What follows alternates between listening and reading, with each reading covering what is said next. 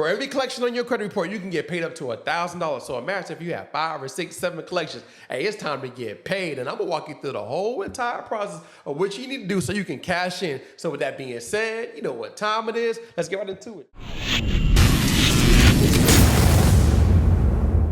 What's up, family? I'm back with another one. Hey, if you're new to the channel, hey, welcome to the family. So in today's class, we're gonna be discussing how to get these collection agencies to cough up that money. And I'm gonna break this down into 4 simple steps of what you can do to get paid. So with that being said, go grab a pen, go get some paper, and you already know you gotta get something to drink, cause hey, this is gonna be good. Before I get into that step-by-step process, let me share something with you really quick, all right? You might owe this money. It is what it is, but it's unfair for the credit bureaus and these debt collectors to violate your rights, because guess what? If you were to get a speeding ticket, guess what? You have to pay that money. You have to pay that ticket. So nobody's really holding nobody accountable, right? These debt collectors, these credit bureaus accountable until now, because me and my team, you know, I partner with some lawyers and I'm on a mission to help you all sue these debt collectors, sue these credit bureaus, so we can get paid. So I'm gonna walk you through the process of what you need to do so you can go ahead and get paid. And if you wanna work with me and my team, it is what it is. If you don't, and you can go reach out to another consumer lawyer, but I'm gonna walk you what you need to do so you can go ahead and get this money. So the first thing you need to do is get your report, all right? Now this is very key. You wanna get a report either from Identity IQ, or you wanna go to annualcreditreport.com, all right? Now you wanna get all the collections on your credit report. And no, I'm not talking about charge-offs or other things like that, or repossession. I'm talking about people that brought your debt from the original creditor, all right? So once you have the collection name, you also wanna get the account number for each specific collection. You also wanna get the balance that you owe, because you already know sometimes they like to play crazy. So you wanna make sure you're addressing the right collection agency. So get the account name, account number, and also get the address. How do you get the address? You want to go all the way down to the bottom of the credit report, all right? They're going to have all the addresses, so just document every last collection on your credit report and get the address and get everything that you need, all right? Now, once you have the collections, once you have the account number, here's what you're going to do next, all right? Now, if you don't have Identity IQ, you can also go here, annualcreditreport.com.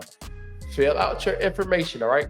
Fill out your information. Now, it's going to take a little bit of time, all right, because they want to verify, make sure they know who they're talking to, all right? They want to verify your identity. So make sure you fill out everything correct. Now, if they play crazy, as you know, the credit bureaus like to play crazy, you can also call the credit bureaus and order your report.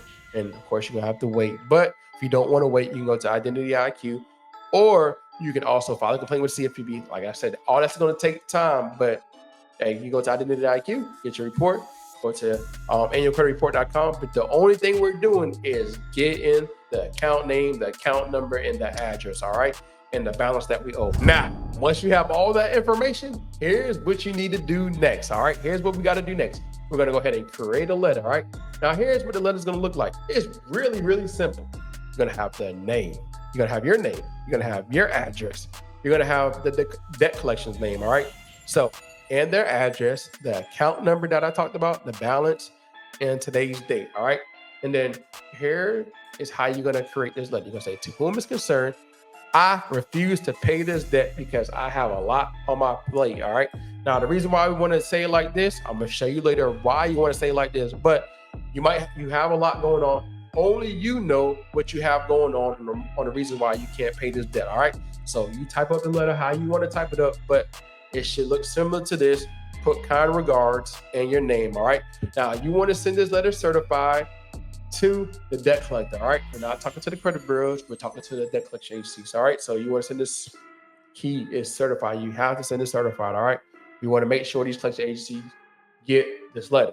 Hold up, I gotta let you know that 3 things might happen after you send this letter out, all right? The first thing that might happen is they're gonna delete that collection from your credit report because they already know. The second thing might happen is if they communicate with you, they might text you, they might call you, they might call your job, they might do something to communicate with you, and guess what? That's a violation of 15 USC 1692 C. All right, I'm gonna break down this law a little bit later, but most importantly, that's one of the laws they're gonna violate.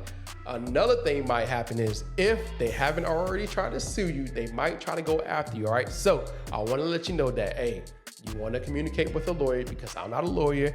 This is only for education purposes only, because this is what me and my team does, and I'm basically breaking it down what me and my team do, so you can understand the process of how you can get paid $1,000. I just want to let you know. All right. So now that you're aware, how to tell you, because most people don't tell you, now that you're aware of everything, I got to break down the law. All right. So you want to go to 15 USC 1692 C. All right. And then go to the letter lowercase c, cease in communication. Now, if a consumer notifies a debt collector in writing that the consumer refused to pay a debt, or that the consumer wishes the debt collector to cease further communication with the consumer, the debt collector shall, keyword shall, not communicate with the consumer with respect to such debt, except to advise the consumer that debt collector further efforts are being terminated, right? Number 2, to notify the consumer that a debt collector or creditor may invoke specified remedies which are ordinarily invoked by such debt collector or creditor, or where applicable. Number 3, to notify the consumer that a debt collector or creditor intends to invoke a specified remedy if such notice from the consumer is made by mail. Notification shall be complete upon receipt. All right. Now you can also go ahead, read over these other laws that they have on here. But like I said, if they call you, like, there are many different ways on how you can get a debt collector to violate your rights, and make sure you document everything. All right. This is all key. Now, there are multiple ways you can get a debt collector to violate your rights. Here's what I'm talking about.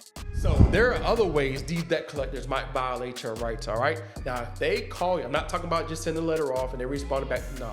If they call you, right, at an inconvenient time, and you let them know, and they call you again, but most importantly, you want to document and let them know, you want to document everything that you do, and also record a call, all right? But if you tell them that, hey, this is not a good time, and they call you again, guess what? That's a violation of 15 USC 1692. Also, if they're texting you and they leave or sending you emails and you say, I refuse to pay this debt, I got locked, whatever, that's a violation, all right? And there are other violations out there. However, that's another video for another time. We'll bring the lawyer on to talk about that. But if they're doing this, make sure you document everything. Make sure you let it, record and everything, because guess what? You can get paid up to $1,000 per violation, or even more based off of what you have going on, all right? So you're probably wondering, how are you gonna get this money? First, you gotta get these violations.